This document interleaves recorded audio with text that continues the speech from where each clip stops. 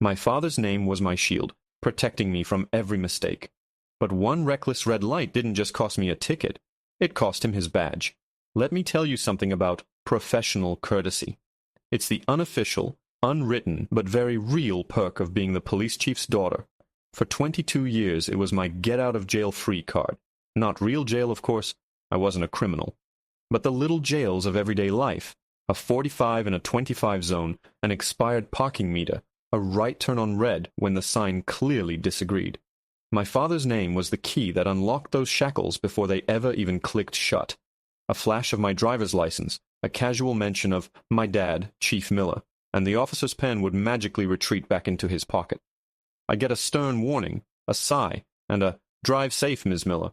It was a system, and it worked. I didn't see it as corruption. I saw it as a fringe benefit of my dad's stressful, thankless job. He protected the city, and in return the city's rulebook had a little more flexibility for his daughter. The problem is, when you live your life with a safety net, you start to forget you're on a tightrope. You get careless, you get cocky. My collection of warnings was becoming legendary among my friends. I treated traffic laws like friendly suggestions. So when I was late for a brunch date, the red light at the intersection of Elm and 3rd Street felt particularly optional. I saw a gap. I floored it. I didn't see the minivan coming from the left until its horn blared like a judgment from God himself. Tires screeched mine and his. We missed each other by inches. My heart was pounding. My latte was all over my passenger seat, but I was fine. The driver of the minivan, a man with a face the color of a tomato, was not fine. He was yelling things I couldn't hear through the glass. And behind him, its lights flashing into a brilliant, terrifying spectacle in my rearview mirror, was a patrol car. This time the officer was young, no familiar world-weary face. He had a ramrod-straight posture and a jawline so sharp it could cut glass. He didn't seem impressed when I handed him my license. "Miller," he read, his eyes flicking up to meet mine for a fraction of a second. "Any relation to the chief?" He asked it in a flat, neutral tone. "He's my father," I said, giving him the practiced, apologetic little smile that usually sealed the deal. The officer, whose name tag read Davis, just nodded slowly. "Okay, Miss Miller, please wait in your vehicle." He went back to his car, and for the first time in my life I felt a genuine flicker of unease. He wasn't playing the game right. 10 minutes later, he was back at my window handing me a slip of paper. It wasn't a warning, it was a summons. Reckless driving. Failure to obey a traffic signal. "You're lucky we're not adding anything else," he said, his voice as crisp as the ticket. "You have a court date, don't miss it." When my dad found out, it was the quietest I'd ever heard him be, which was infinitely scarier than him yelling. He just sat at the kitchen table, looking at the summons. He didn't make a call. He didn't reassure me. He just looked up, his eyes filled with a disappointment that felt heavier than any punishment. "No," he said, before I could even ask. "Not this time, Chloe. You nearly killed someone. I'm not fixing this. You're going to go to that courthouse. You're going to stand in front of the judge, and you're going to take what's coming to you." The day of court, I was more annoyed than scared. It was a waste of a perfectly good morning. I sat on a hard wooden bench in a drab, stuffy room, listening to a parade of sob stories and flimsy excuses. Then the judge walked in, and my annoyance melted away into pure, unadulterated relief. It was him, Judge Caprio, the guy from all those viral videos. The sweet, grandfatherly man who listened to people's stories and let them go with a joke and a warning. I'd hit the jackpot. This was even better than professional courtesy. I was going to get the celebrity treatment. I watched as he kindly dismissed a case for an elderly woman who couldn't afford her parking ticket and made a young man promise to call his mother as his sentence for a minor speeding violation. My confidence swelled. I had my story ready. A bad day, a moment of panic, deep remorse. I might even squeeze out a tear or two. Finally, the bailiff called my name. Chloe Miller. I stood up and walked to the podium, giving the judge my most charming, repentant smile. He looked down at the file in front of him, his kind face framed by a halo of white hair. He read my name. He read the charges. Then he read the attached sheet, his eyes scanning it slowly. It was my driving record, my history, the long, invisible list of every warning and every stop I'd ever talked my way out of, all dutifully logged by the officers who had let me go. The room was silent. Judge Caprio didn't look up for a long time. When he finally did, the warm, grandfatherly smile was gone. His eyes weren't twinkling. They were like polished stones. He looked at me, then his gaze shifted, scanning the public gallery behind me. He leaned into his microphone, and his voice, suddenly devoid of its usual warmth, echoed through the courtroom. "Ms. Miller," he began, his tone low and serious, "I see a rather extensive history here. But before we discuss your actions on the day in question, I have one simple question for you. Is your father, Chief Robert Miller, in the courtroom today?" The question hung in the air, sucking all the oxygen out of the room. My heart, which had been hammering away in my chest, seemed to stop entirely. I frantically scanned the gallery, a sea of unfamiliar faces staring back at me, their expressions ranging from boredom to mild curiosity. My dad wasn't here. He couldn't be. He had made his position crystal clear. I was on my own. It was a bluff, a tactic to scare me into taking this seriously.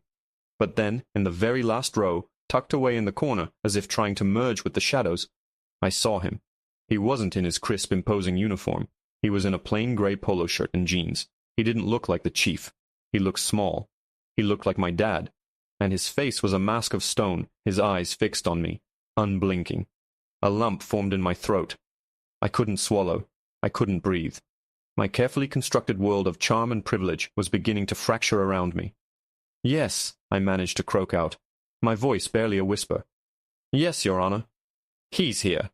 Judge Caprio's gaze followed mine to the back of the courtroom. For a moment his stern expression softened into something that looked almost like pity, but it was directed at my father, not at me. "Chief Miller," the judge said, his voice respectful, but firm. "Would you please stand?" A ripple of murmurs went through the gallery. Necks craned. People started whispering, pointing. My father rose slowly, his movements stiff. The full weight of every eye in that room settled on him, and I felt a hot, prickling wave of shame wash over me, so intense it made me dizzy. I had done this. I had dragged him into my mess and put him on display. Judge Caprio didn't speak to my father again. He just held his gaze for a long moment, a silent, heavy exchange passing between the two men. Then he turned his full attention back to me, and the ice returned to his eyes. "Ms. Miller," he said, picking up the printout of my driving record, "I hold in my hand a document that tells a story. On October 12th, you were clocked doing 65 in a 30-mile-per-hour school zone. The officer's notes say you were let go with a stern warning. On January 5th, you were stopped for making an illegal U-turn across a double yellow line, nearly causing a 3-car pileup. Warning. On March 22nd, you ran a stop sign directly in front of a patrol car. Warning. There are 10 such incidents logged in the last 2 years alone." He let the paper fall back onto his desk. The sound it made was like a gavel.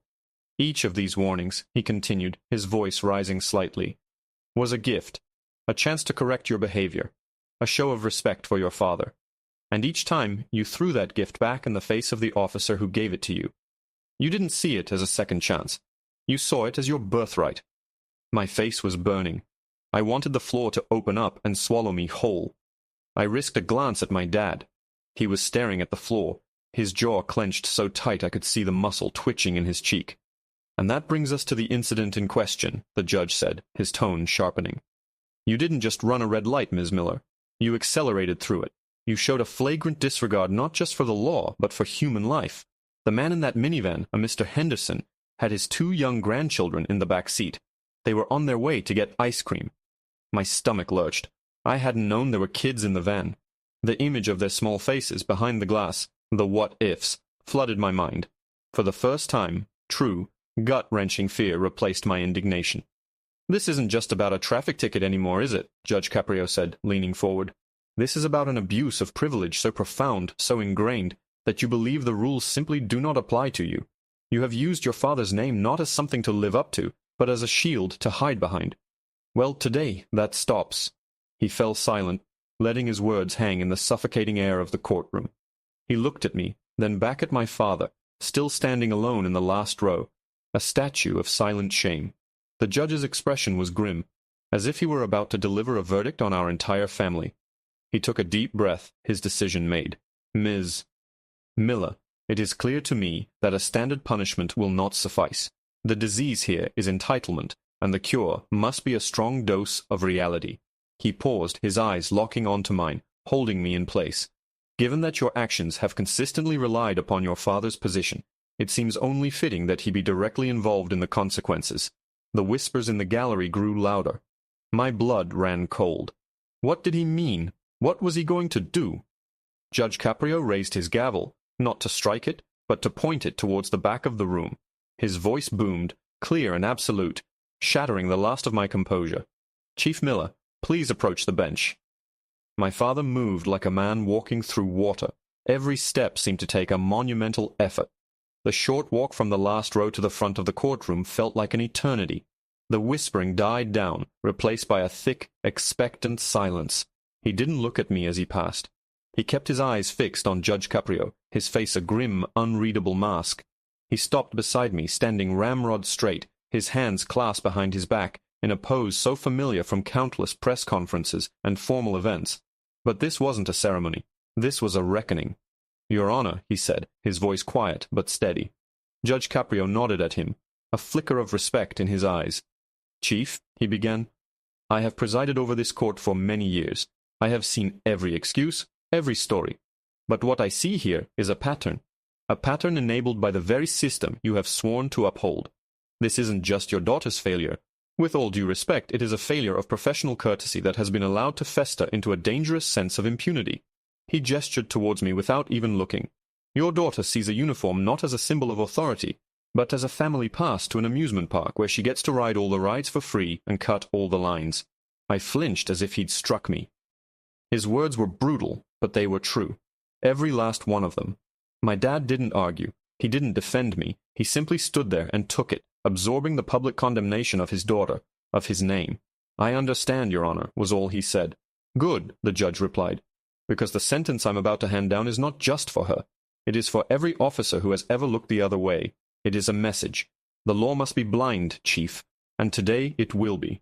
He turned his gaze back to me, and the full force of his judicial authority felt like a physical weight pressing down on my shoulders. Chloe Miller, on the charge of reckless driving, you are hereby sentenced to 30 days of community service, not picking up trash in a park. You will be assigned to the city impound lot. You will clean repossessed vehicles, catalog personal belongings left behind, and scrub the floors of the garage. You will see firsthand the consequences when people's lives are upended. 30 days. It sounded like a lifetime. But that wasn't the worst part. He wasn't finished. Furthermore, he continued, his voice dropping, becoming more personal, more pointed. The fines and court costs associated with your violations total $1,200. You will pay this amount in full, but you will not pay it with your own money or your father's money. That would be too easy. That would teach you nothing. He paused, letting the statement hang in the air. I felt a knot of dread tighten in my stomach. Where was this going? You will earn it, he said. You will get a job, a minimum wage job, and you will submit your pay stubs to this court every 2 weeks until the full amount is paid. I don't care if it's flipping burgers or stocking shelves. You will learn the value of $1 earned and the cost of your own carelessness. A job? My part-time gig at a trendy boutique, funded mostly by my allowance, suddenly seemed like a distant, frivolous memory. This was real. This was a punishment that would stretch on for months, a constant, humiliating reminder of my failure. I looked at my dad, hoping for some sign, some indication that he would step in, that he would say this was too much, but his face remained impassive. He was letting this happen. He wanted this to happen. The judge leaned back in his chair, a final somber look on his face. This is a harsh sentence, I know, but privilege is a heavy cloak, Ms. Miller. It's time you learned to walk without it. He looked from me to my father, who still stood beside me, a silent pillar of shame. I thought it was over. I thought the public humiliation had reached its peak, but I was wrong. Judge Caprio had saved his most shocking, his most devastating blow for last. He picked up his gavel, its wooden head seeming to absorb all the light in the room. He looked directly at my father. Chief Miller, he said, his voice echoing with an awful finality. There is one final condition to your daughter's sentence, a condition to ensure she understands the gravity of what she has done and the position she has put you in. He paused, and in that moment of silence I could hear my own blood roaring in my ears. This was it. This was the real sentence. For the duration of her 30 days of community service, the judge declared, his eyes burning into my father's, you are hereby ordered to surrender your badge and your firearm. You will be placed on administrative leave. You will be, for all intents and purposes, a civilian. The gasp that ripped through the courtroom was a collective shockwave. My dad staggered, Just a tiny, almost imperceptible movement, as if he'd been physically struck. His badge, his gun, they weren't just tools of his job, they were him. They were the sum of his identity, 30 years of service and sacrifice. Taking them away was like stripping him naked in front of the entire city. My actions, my stupid, reckless, entitled actions, were going to cost my father his career, his honor, his very self. The judge finally brought the gavel down, the sharp crack echoing like a gunshot in the stunned silence. "And so that you may both reflect on the uniform you have so thoroughly disrespected," he added, his voice like ice, "your first official act of community service, Miss Miller, will be to personally escort your father home after he has been processed and disarmed." The walk out of the courthouse was the longest walk of my life. My father was silent, a stranger walking beside me.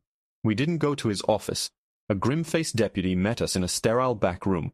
I had to stand there, leaning against a cinder-block wall, and watch as my father, Chief Robert Miller, unclipped his badge from his belt. He placed it on the table with a soft clink that sounded louder than a scream. Then came his service weapon, the one he cleaned at the kitchen table every Sunday.